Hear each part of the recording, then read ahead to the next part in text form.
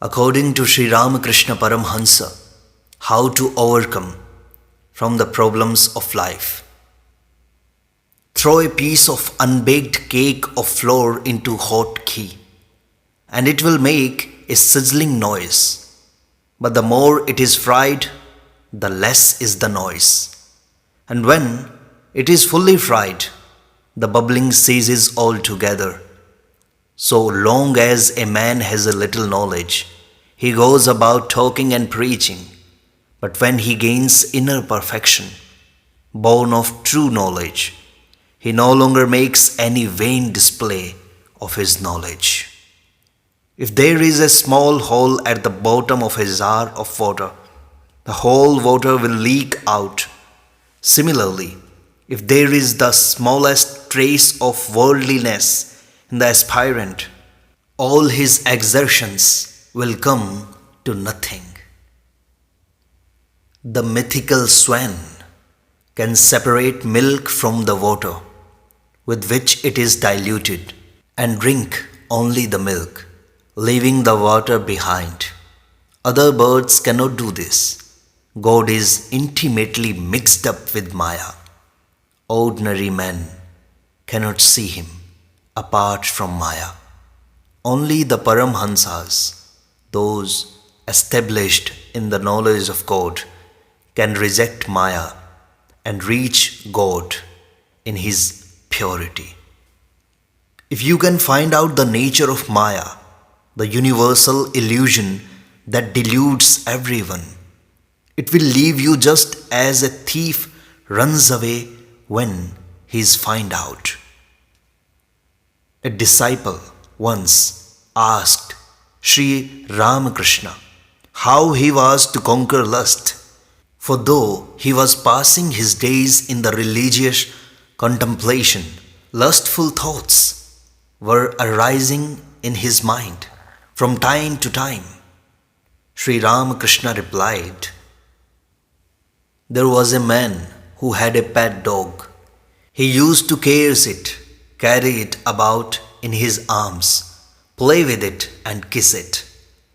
A wise man, seeing the foolish behavior of his, warned him not to lavish such affection on a dog, for it was after all an irrational brute and might bite him one day.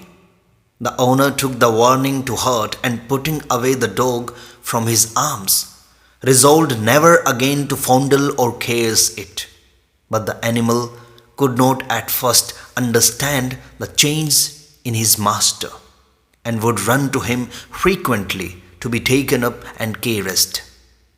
Beaten several times, the dog at last ceased to trouble his master any more. Such indeed is your condition. The dog that you have been cherishing so long in your bosom will not easily leave you, though you may wish to get rid of it. However, there is no harm in it. Do not caress the dog anymore, but give it a good beating whenever it approaches you to be fondled, and in course of time you will be altogether free from its importunities." There are two types of egos, ripe and unripe. Nothing is mine. Whatever I see or feel or hear, nay, even this body itself is not mine. I am always eternal, free and all-knowing. Such ideas arise from the ripe ego. This is my house, this is my child, this is my wife, this is my body. Thoughts of this kind are an expression of the unripe ego. The ego that asserts, "I am the servant of God," is characteristic of a true devotee. It is the ego of knowledge and is called the ripe ego. Utter the word Gita in quick succession, a number of times. Gita, Gita, Gita, Gita, Gi. It is then virtually pronounced as Tyagi, tyagi, tyagi, which means one who has renounced the world for the sake of God. Thus, in one word, the Gita teaches renounce. O men of world, renounce everything and fix the mind on the Lord. Unless one always speaks the truth, one cannot find God who is the soul of truth. The teachers of Vedanta say that the Atman is completely unattached. Sin or virtue, pain or pleasure cannot affect it, but these can inflict sufferings on those who have attachment to the body. The smoke can soil the walls, but can do nothing to the sky.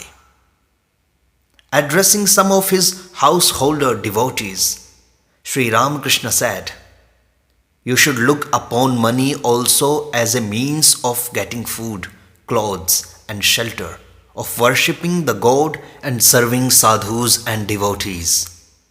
But it is wrong to hoard it. Bees labor hard to build their hives, but man comes and robs them. You need not renounce lust completely, but after a few children are born, you and your wife should live like brother and sister. Bees come of themselves to the full-blown flower when the breeze wafts its fragrance all around. Ants come of themselves to the spot where the sweets are placed. No one need invite the bee or the ant. So when a man becomes pure and perfect, the sweet influence of his character spreads everywhere, and all who seek the truth are naturally drawn towards him. He needs not go in search of any audience to listen to him. The railway engine easily drags with it a train of heavily loaded coaches. So also the loving children of God, firm in their faith and devotion, feel no trouble in passing through life in spite of all troubles and anxieties, and at the same time they lead many to God along with them.